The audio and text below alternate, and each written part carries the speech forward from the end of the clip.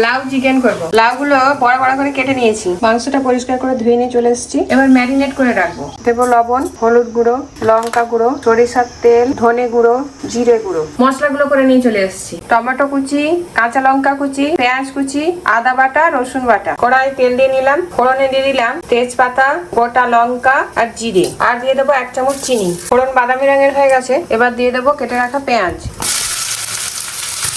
পেঁয়াজগুলো ভাজা হয়ে গেছে, এবার দিয়ে দেবো রসুন বাটা, টমেটো কুচি আর কাঁচা লঙ্কা কুচি।